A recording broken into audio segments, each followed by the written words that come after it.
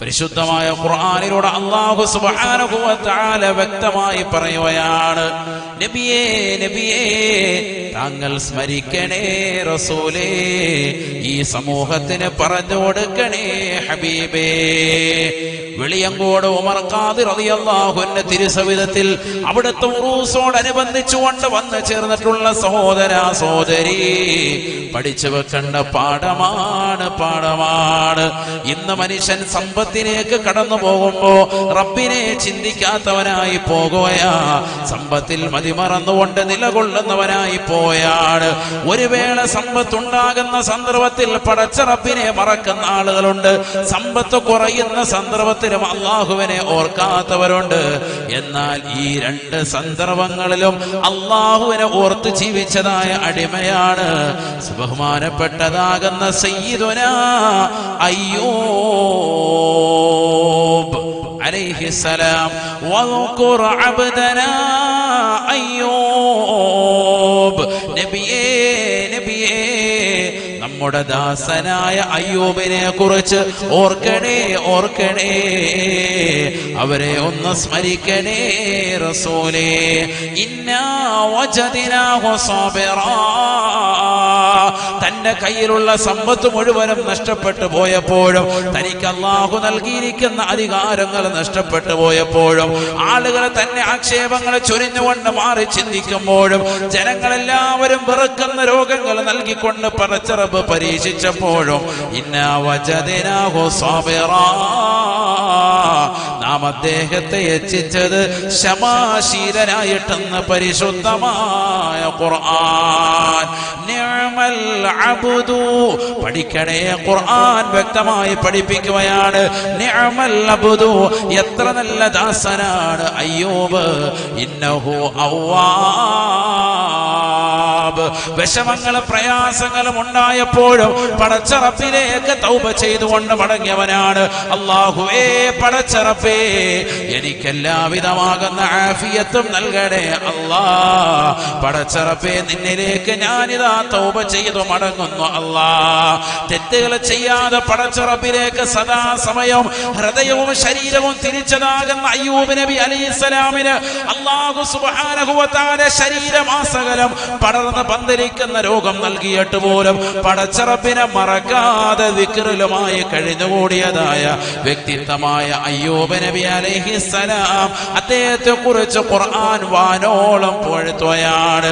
നിഅമൽ അബ്ദു ഇന്നഹു അവ്വാബ്. ബഹുമാനപ്പെട്ട അയ്യൂബ് നബി അലൈഹിസ്സലാം അല്ലാഹുവിനോടൊരു പരിഭവം പറയുന്നില്ല. അല്ലാഹുവേ, എനിക്ക് ഈ രോഗം നൽകിയല്ലോ റബ്ബേ, എന്നെ നീ പരീക്ഷിച്ചല്ലോ അല്ലാ. ഞാൻ നമസ്കരിച്ചവനാണ്, ഞാൻ നോമ്പ് പിടിച്ചവനാണ്, ഞാൻ സക്കാത്ത് കൊടുത്തവനാണ്, ഞാൻ പാപങ്ങളുടെ കണ്ണീരപ്പിയവനാണ്, ഞാൻ നിരാലംബർക്ക് അവലംബമായവനാണ്, ഞാൻ നിരാശ്രയർക്ക് ആശ്രയത്വം കൊടുത്തവനാണ്, ഞാൻ ഖുർആൻ ഖത്മ് തീർത്തവനാണ്, ഞാൻ ദിക്ർ ചൊല്ലിയവനാണ്, ഞാൻ അതോദിയവനാണ്, ഇതോദിയവനാണ്, ഞാൻ ഇന്ന മജ്ലിസിൽ പങ്കെടുക്കുന്നവനാണ്. എന്നിട്ടും അല്ലാഹു എനിക്ക് ഈ പരീക്ഷണങ്ങൾ നൽകിയല്ലോ. എത്രയെത്ര ആളുകളാണ് നമുക്കിടയിൽ ഈ രീതിയിലുള്ള കമന്റുകൾ പറയുന്നത്. സഹോദരാ, ഈ രീതിയിൽ വിലപിക്കുന്ന ഉമ്മമാരില്ലേ, സഹോദരിമാരില്ലേ? ഉസ്താദേ, ഞാൻ ഖുർആൻ ഖത്മ് തീർത്തവളാണ്, ഞാൻ റൂഹ് ബയാൻ മജ്ലിസിൽ നിലകൊള്ളുന്നവളാണ്, ഞാൻ ഖത്മുകൾ തീർത്തവളാണ്, ഞാൻ തഹജ്ജുദ് നമസ്കരിക്കുന്നവളാണ്, ഞാൻ ഇന്ന ദിക്റുകൾ കൃത്യമായി മുടങ്ങാതെ പാരായണം ചെയ്യലുണ്ട്. എന്നിട്ടും എനിക്ക് ഇത്തരത്തിലുള്ള വിപത്തുകൾ അല്ലാഹു നൽകിയല്ലോ എന്ന് പറയുന്ന പെങ്ങളെ, പഠിക്കേണ്ട ചരിത്രമാണ് അയ്യൂബ് നബി അലൈഹിസ്സലാം. എല്ലാ പ്രതിസന്ധികളുടെ ഘട്ടങ്ങളിലും ഒരേ ഒരു വാക്യം മാത്രമാണ്, ഹസ്ബുനല്ലാഹു വനിഅമൽ വകീൽ, നിഅമൽ മൗലാ വനിഅമൻ നസീർ. മഹാനായ ഇബ്രാഹിം നബി അലൈഹിസ്സലാമിനെ തീക്കുണ്ടാരത്തിലേക്ക് വലിച്ചെറിഞ്ഞപ്പോഴും ബഹുമാനപ്പെട്ടവരുടെ ചുണ്ടിൽ തത്തിക്കളിച്ച ദിക്റും ഇത് തന്നെയാണ്. അയ്യൂബ് നബി അലൈഹിസ്സലാം പ്രതിസന്ധികളുടെ കയത്തിലേക്ക് മുങ്ങിത്താഴുമ്പോഴും ബഹുമാനപ്പെട്ടവർ പറയുന്ന വചനം ഹസ്ബുനല്ലാഹു വനിഅമൽ വകീൽ. എനിക്ക് സമ്പത്ത് നൽകിയത് അല്ലാഹുവാണ്. ആ സമ്പത്ത് തിരിച്ചെടുക്കാൻ കഴിവുള്ളവനും അവൻ തന്നെയാണ്. അവൻ ഈ ലോകത്തിന്റെ സൃഷ്ടികർത്താവാണ്. അവൻ ഈ ലോകത്തിന്റെ പരിപാലകനാണ്. അവൻ ഈ ലോകത്തിന്റെ സർവാധികാരിയാണ്. ഈ ലോകത്തുള്ള സർവ്വ ജീവജാലങ്ങൾക്കും ആഹാരം നൽകുന്നവനാണ്. അങ്ങകലെ കത്തിച്ചൊലിക്കുന്നതാകുന്ന നരകകുണ്ടാരങ്ങളെ സൃഷ്ടിച്ചതും അല്ലാഹുവാണ്, പടച്ചറപ്പാണ്. ലോകത്തുള്ള സർവ്വ സൃഷ്ടിജാലങ്ങൾക്കും ആഹാരം നൽകുന്നവൻ അവനാണ്. അവൻ എന്ത് തീരുമാനിക്കുന്നുവോ ആ തീരുമാനത്തിൽ ഞാനിതാ പരിപൂർണമായി ഉറച്ചു നിൽക്കുന്നു എന്ന് പറഞ്ഞുകൊണ്ട് അയ്യൂബ് നബി അലൈഹിസ്സലാം പരിപൂർണമായി ക്ഷമ അവലംബിക്കുകയാ. അയ്യൂബ് നബി അലൈഹിസ്സലാം അല്ലാഹുവിനോട് അവലാതി പറയുന്നില്ല, വേവലാതിപ്പെടുന്നില്ല. എന്റെ രോഗം ഒന്ന് ശിഫയാക്കി താ അല്ലാഹ് പറയുന്നതേ ഇല്ല. കാരണം എനിക്ക് രോഗം നൽകിയത് ആരാണ്? അല്ലാഹയാണ്. അതുകൊണ്ട് റബ്ബിനോട് ഞാനിത് പറയേണ്ട ആവശ്യമില്ല, അല്ലാഹ്ക്കറിയാതെ. പടച്ച റബ്ബിനറിയാവല്ലോ. പിന്നെന്താ അദ്ദേഹം പറഞ്ഞത്? ദാ കേട്ടോ, ഖുർആൻ പറയാണ്, വഅയ്യൂബ ഇദ് നാദാ റബ്ബഹു അന്നീ മസ്സനിയദ്ദുർറു വഅൻത അർഹമുർ റാഹിമീൻ. وأيوب إذ نادى ربه أني مسني الضر وأنت أرحم الراحمين فاستجبنا له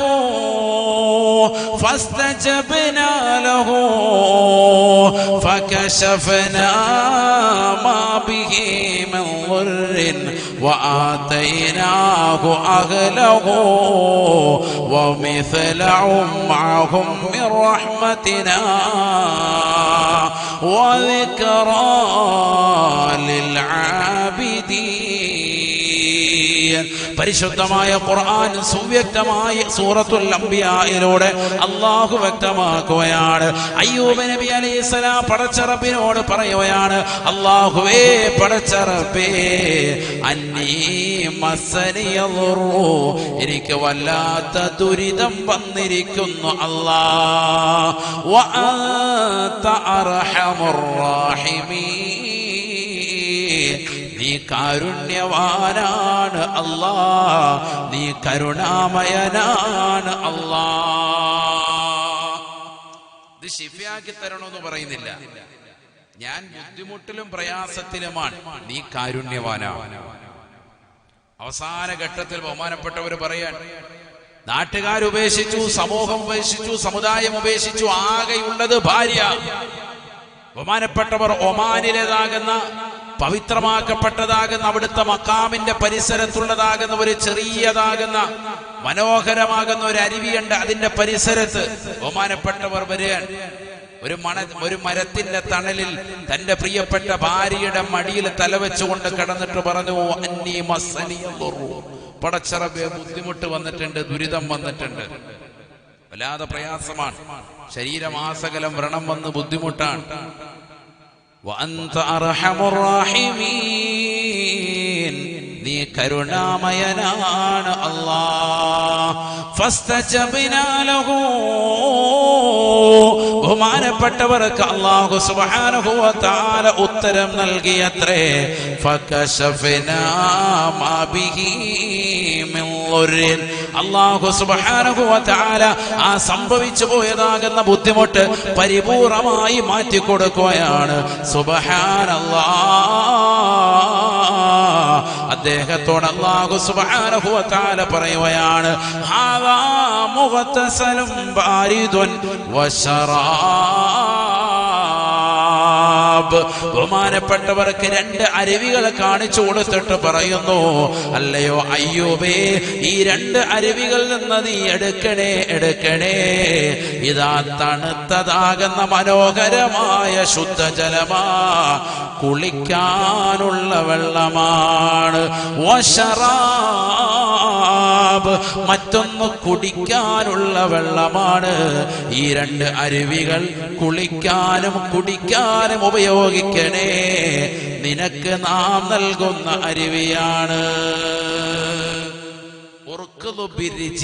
നിന്റെ കാലിട്ടൊന്ന് ജസ്റ്റ് ഒന്ന് അടിക്കാൻ പറഞ്ഞു. അള്ളാഹ് പറഞ്ഞു ആരോട്? ബഹുമാനപ്പെട്ട അയ്യൂബ് നബി അലൈഹിസ്സലാമിനോട്. മറ്റൊരായത്താണ്, നിന്നെ കാലുകൊണ്ടൊന്ന് ചവിട്ടണേ.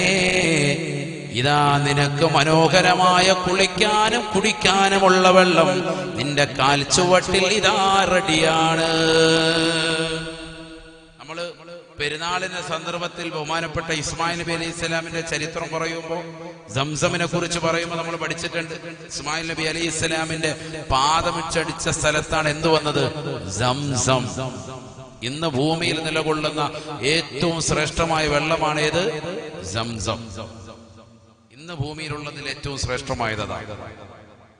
അഫ്ളലുൽ മിയാഹി മാഉൻ ഖദ് നബാ മിൻ ബൈനി അസാബിഇൻ നബിയിൽ മുത്തബാ യലീഹി മാഉ സംസമുൻ ഫൽ കൗസറു ഫാമിസറനൈൻ ثم باقي الانهر. ലോകത്തെ ഏറ്റവും ശ്രേഷ്ഠമായ വെള്ളം മഹത്തുക്കളാകുന്ന ഇമാമികൾ രേഖപ്പെടുത്തുന്നു. കൻസുർ റാഗബീൻ എന്ന് പറയുന്ന അതിശ്രേഷ്ഠമായ മഹല്ലി എന്നറിയപ്പെടുന്ന ഗ്രന്ഥം, മഹല്ലി ഇമാമിന്റെ ഗ്രന്ഥം, അതിന്റെ 1-ാം വാല്യം 18-ാമത്തെ പേജിൽ ഖല്ലൂബി ഉമൈറ എന്ന ഷറഹിൽ ഈ ബൈത്ത് കിടപ്പുണ്ട്. അഫ്ളലുൽ മിയാഹി മാഉൻ ഖദ് നബാ മിൻ ബൈനി അസാബിഇൻ നബിയിൽ മുത്തബാ യലീഹി മാഉ സംസമുൻ ഫൽ കൗസറു ഫാമിസറനൈൻ ثم باقي الانهر.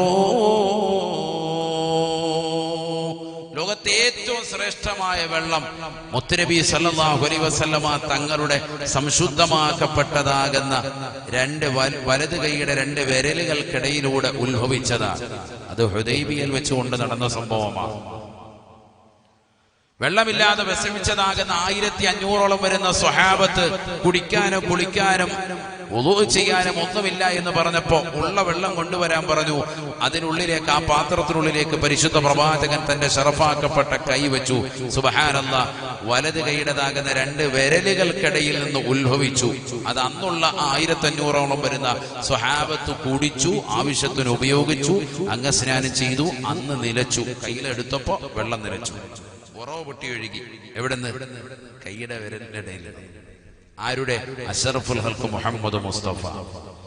ലോകത്തെ ഏറ്റവും ശ്രേഷ്ഠമായ വെള്ളം മുത്തുനബിയുടെ കയ്യിൽ നിന്ന് പുറപ്പെട്ട അന്നത്തെ വെള്ളമാണ്. രണ്ടാമത്തേത് ഏതാണ്? യലീഹി മാഉ സംസം, പരിശുദ്ധമായ സംസമാണ്. രണ്ടാമത്തെ വെള്ളം അതാണ്.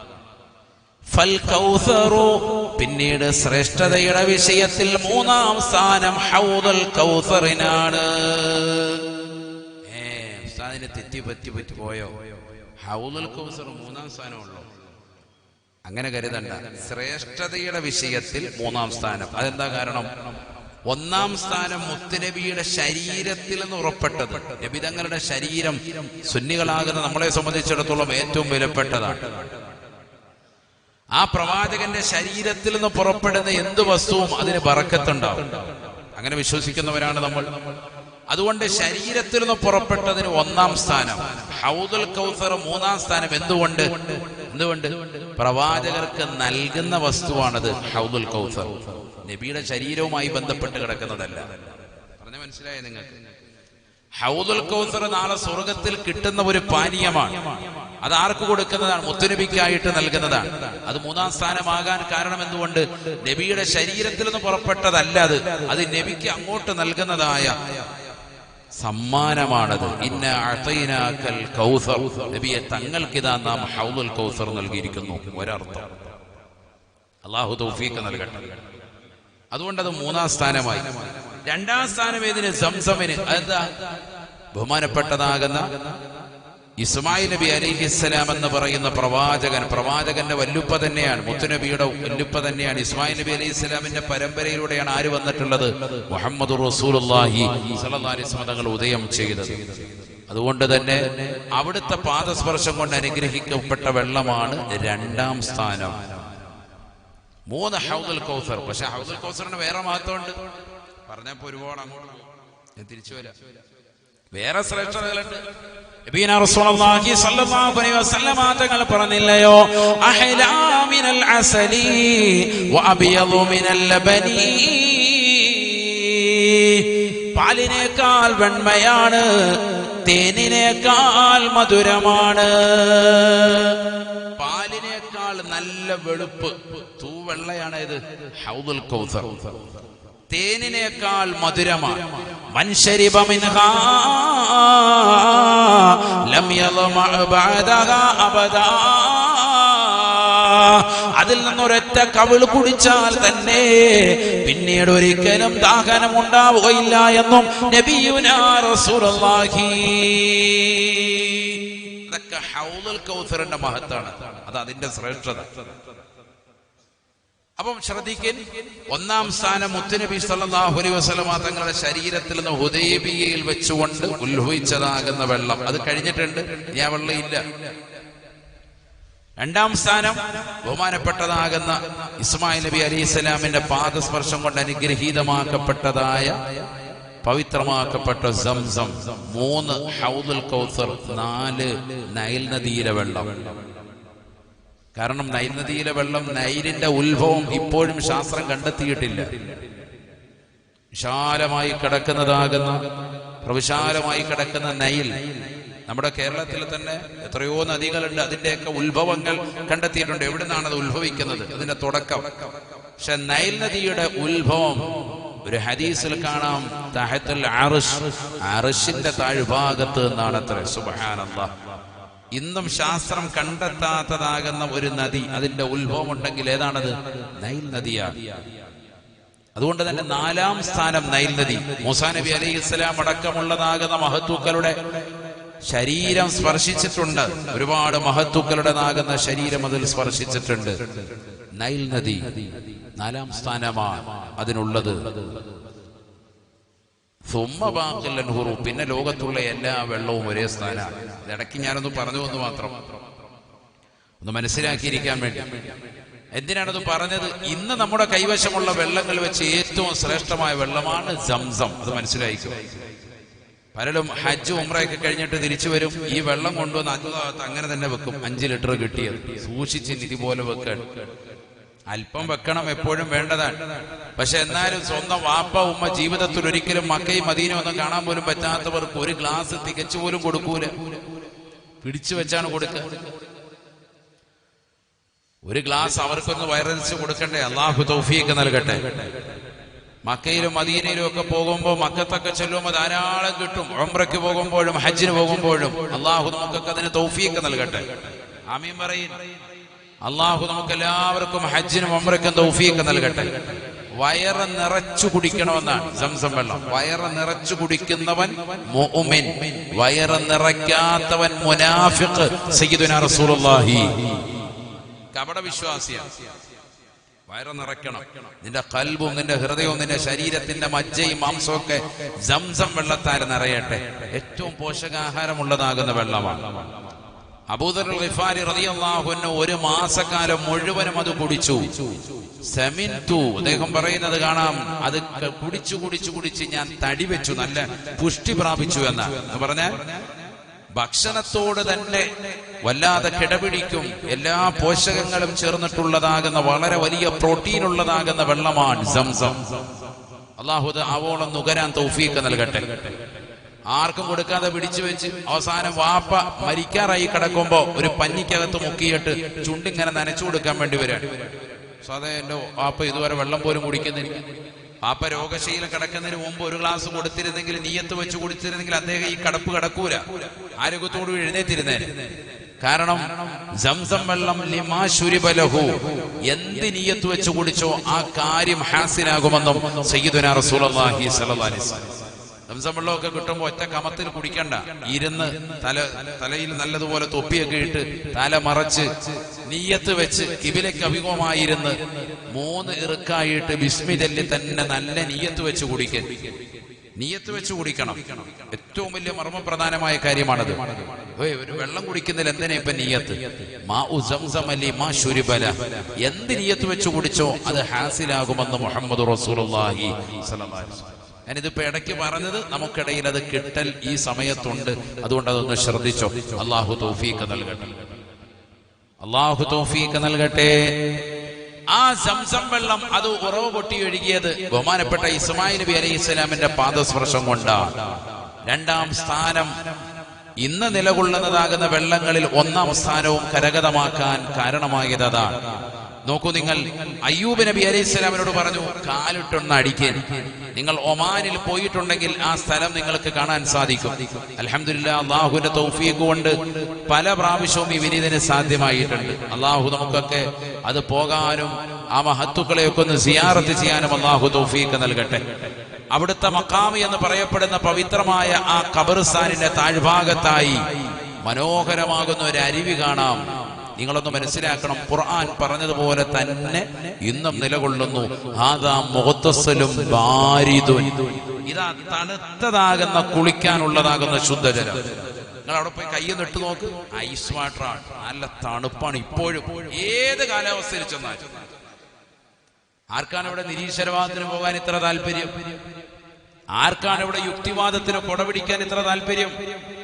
വൈകിട്ടൊക്കെ ചെറുപ്പക്കാരായ ആളുകൾ വാട്സാപ്പ് ഗ്രൂപ്പുകൾ ക്രിയേറ്റ് ചെയ്തിട്ട് അങ്ങോട്ടും ഇങ്ങോട്ടും ഖുർആനിലേക്കൊന്ന് മടങ്ങി വരേൻ. ഖുർആൻ വെല്ലുവിളിക്കുന്നു, ഹാദാ മുഗ്തസലും ബാരിദുൻ വശറാബ്.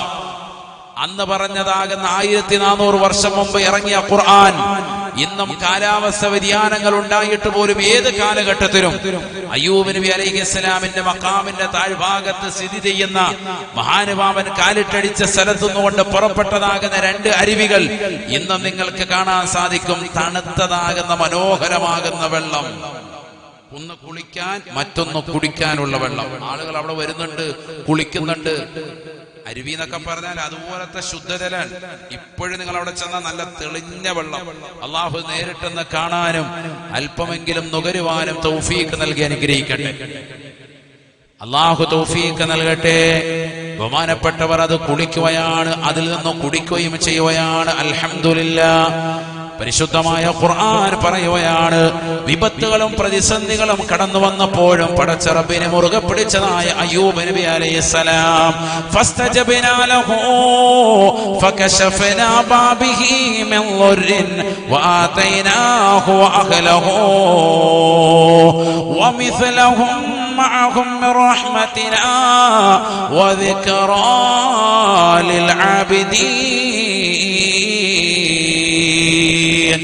പ്രതിസന്ധികളും പ്രയാസങ്ങളും ഉണ്ടായപ്പോൾ പടച്ച റബ്ബിനെ മുറുകെ പിടിച്ചു അയ്യൂബ് നബി അലൈഹിസ്സലാം. നന്മയുടെ സമയത്തും ക്ഷേമമുള്ള സമയത്തും ക്ഷാമത്തിന്റെ സന്ദർഭത്തിലും അള്ളാഹുവിനെ മുറുകെ പിടിച്ചു അയ്യൂബ് നബി അലൈഹിസ്സലാം. ആരോഗ്യമുള്ള ഘട്ടത്തിലും അനാരോഗ്യത്തിന്റെ അവസ്ഥയിലും അള്ളാഹുവിനെ ശുക്ർ ചെയ്ത് നിലകൊണ്ടു അയ്യൂബ് നബി അലൈഹിസ്സലാം. അതുകൊണ്ട് തന്നെ പടച്ച റബ്ബ് വിളിക്കുന്നത് അയ്യൂബിന് സാബിർ, ക്ഷമാശീലനാകുന്ന വ്യക്തിത്വമാണ്. അള്ളാഹുവിന് ഇഷ്ടദാസന്മാരിൽ പ്രമുഖനാണ് അയ്യൂബ് നബി അലൈഹിസ്സലാം. അദ്ദേഹത്തിന്റെ കുടുംബത്തെയും നാം തിരിച്ചു നൽകി. വആതൈനാഹു അഹ്ലഹു വമിസ്ലഹും മഅഹും മിർ റഹ്മതിനാ. മുമ്പുണ്ടായിരുന്നതിനേക്കാൾ ഇരട്ടി സമ്പത്തും മുമ്പുണ്ടാതിനേക്കാൾ ഇരട്ടി സന്താനങ്ങളും ഇണകളും നാം നൽകി അദ്ദേഹത്തിന് അനുഗ്രഹിച്ചു. ഖുർആനാണ്. വആതൈനാഹു അഹ്ലഹു വമിസ്ലഹും മഅഹും മിർ റഹ്മതിനാ. നേരത്തെ ഉണ്ടാതിനേക്കാളൊക്കെ ഇരട്ടി കൊടുക്കാൻ. എന്താ കാരണം? വിഷമവും പ്രയാസവും ഉണ്ടായപ്പോഴും അല്ലാഹയെ മുറുകെ പിടിച്ചു. ഇന്ന് നമുക്കില്ലാതെ പോയ വസ്തുത അതാണ്. ഇന്ന് നമ്മുടെ തലമുറയിൽ നഷ്ടപ്പെട്ടു പോയതാണ്. 2 രീതിയിലുള്ള മനുഷ്യന്മാരുണ്ട്. ഒന്ന്, സമ്പത്ത് കൂടുമ്പോൾ പടച്ച റബ്ബിനെ തീരെ ഓർക്കാത്ത വിഭാഗം ആളുകളുണ്ട്. എന്നാൽ സമ്പത്ത് കൂടുന്ന സന്ദർഭത്തിലും ഓർക്കുന്നവരുമുണ്ട്, വളരെ കുറഞ്ഞ വിഭാഗം. മറ്റു ചില വിഭാഗങ്ങൾ സമ്പത്തില്ലാതെ വരുമ്പോൾ മാത്രം അള്ളാഹയെ ഓർക്കും. അപ്പൊ പള്ളിക്കകത്തുണ്ട് സാറേ എന്തെങ്കിലും ഒരു ദിക്ർ തരണം, രക്ഷപ്പെടാൻ വേണ്ടിയാ. ആ ലാഹവരുടെ ഇജാത്ത് കിട്ടിയിരുന്ന കൊള്ളായിരുന്നു. ഏത് സൂറത്താണ് ഓതേണ്ടത്? സമ്പത്തില്ല, ബുദ്ധിമുട്ടാണ്, ഞെരുക്കമാണ്, പ്രയാസം. കാശില്ലാത്ത സമയത്ത് ഹാജിയർ 5 വക്കത്ത് പള്ളിയിലുണ്ട്. ബിസിനസ്സും മറ്റു വിഷയങ്ങളൊക്കെ ഒന്ന് കൂടി നോക്കി ആ മനുഷ്യൻ നേരെ തിരിച്ചാൻ ഒറ്റ വക്കത്ത് പള്ളിയിലില്ല, ജുമഅക്കില്ല, ജമാഅത്തിനില്ല, വക്കത്തുകൾക്കില്ല, എല്ലാം പിറകോട്ട്. അവിടെ ഇന്ന് പ്രസംഗമുണ്ട്, എന്താണ് ഓൺലൈനിൽ വല്ല ഇച്ചിരി നേരം കേട്ട റാഹത്താണ്. അല്ല നേരിട്ട് പോയിരുന്ന എല്ലാം പിരിവൊക്കെ ചോദിച്ചാൽ കൊടുക്കേണ്ടി വരുത്തില്ലേ, നമുക്ക് ഓൺലൈനിൽ ഇരുന്ന് കേൾക്കാം. അങ്ങനെ ചിന്തിച്ച് വീട്ടിലിരിക്കുന്ന ആളുകളുണ്ട്. സദസ്സിലേക്ക് വരാൻ താല്പര്യമില്ലാതെ നിലകൊള്ളുന്നതാകുന്ന ആളുകൾ ധാരാളമുണ്ട്. നമുക്ക് ആ ഉള്ള സമയത്ത് തന്നെ എത്രയോ വീഡിയോസുകൾ കാണാം. ഇടയ്ക്കൊന്ന് കയറി നോക്കിയാൽ പോരെ യൂട്യൂബിൽ. അവിടെ ചെന്നിരുന്ന നേരെ ആ സദസ്സ് തന്നെ വീക്ഷിക്കണം. വീട്ടിലിരുന്ന റാഹത്തായിട്ട് പലതും കാണാം. ഇഷ്ടംപോലെ വ്യത്യസ്തമാകുന്ന ഫുഡീസിന്റെ വ്യത്യസ്തമാകുന്ന സംഭവങ്ങളൊക്കെ സബ്സ്ക്രൈബ് ചെയ്ത് വെച്ചിട്ടുണ്ട്. ബെല്ലൈക്കൺ അമർത്തി വെച്ചിരിക്കുകയാണ്. ഇഷ്ടം പോലെതാകുന്ന കാര്യങ്ങളൊക്കെ ഇതൊക്കെ കണ്ടും രസിച്ചുമൊക്കെ വീട്ടിലാണെങ്കിൽ ഇതെല്ലാം നടക്കും. അവിടെ പോയിരുന്ന ഇതൊന്നും നടക്കൂല, അതുകൊണ്ട് ഇതൊക്കെ നമുക്ക് ഒഴിവാക്കാം എന്ന് പറഞ്ഞ് നിലകൊള്ളുന്ന ആളുകൾ നമുക്കിടയിൽ എത്രയാണ്. സമ്പത്ത് പടച്ചറബ് നൽകിയിട്ട് അത് ദീനിനു വേണ്ടി ചെലവഴിക്കാതെ മാറി ചിന്തിക്കുന്ന ആളുകൾ എത്ര പേരാണ്. അള്ളാഹു നമ്മളെ കാത്ത് സംരക്ഷിക്കട്ടെ. അള്ളാഹുവേ ഞങ്ങളെ നീ കാത്ത് സംരക്ഷിക്കണേ അല്ലാ. നീ പരിപൂർണമായ സംരക്ഷണം നൽകണേ അല്ലാ. നബീന റസൂലുള്ളാഹി സ്വല്ലല്ലാഹു അലൈഹി വസല്ലമ തങ്ങൾ പറയുകയാണ്, ഫവല്ലാഹി മൽ ഫഖറ അഖ്ശാ അലൈക്കും വലാകിൻ അഖ്ശാ അലൈക്കും അൻ തുബ്സത ദുനിയാ. അല്ലയോ പ്രിയപ്പെട്ട സ്വഹാബ, ഈ ലോകത്തിന്റെ തമ്പുരാനായ ജഗന്നിയന്താവായ പരിപാലകനാകുന്ന പടച്ചറബിനെ തന്നെയാണ് സത്യം. നബിയനാ റസൂലുള്ളാഹി സ്വല്ലല്ലാഹു അലൈഹി വസല്ലമ തങ്ങൾ പറയുകയാണ്, വൽ ഫഖറ അഖ്ശാ അലൈക്കും, നിങ്ങളുടെ മേൽ ഞാൻ ഭയപ്പെടുന്നത് ദാരിദ്ര്യമല്ല, വലാകിൻ അഖ്ശാ അലൈക്കും അൻ തുബ്സത ദുനിയാ. ഈ ഭൗതിക ലോകത്തിന്റെ ആഡംബര ആസ്വാദനങ്ങൾ നിങ്ങൾക്ക് മേൽ തുറക്കപ്പെടുന്നതിനെയാണ് ഞാൻ ഭയക്കുന്നത് സഹാബ. വലാകിൻ അഖ്ശാ അലൈക്കും അൻ തുബ്സത ദുനിയാ കമാ ബുസിതത് അലാ മൻ കാന ഖബലകും.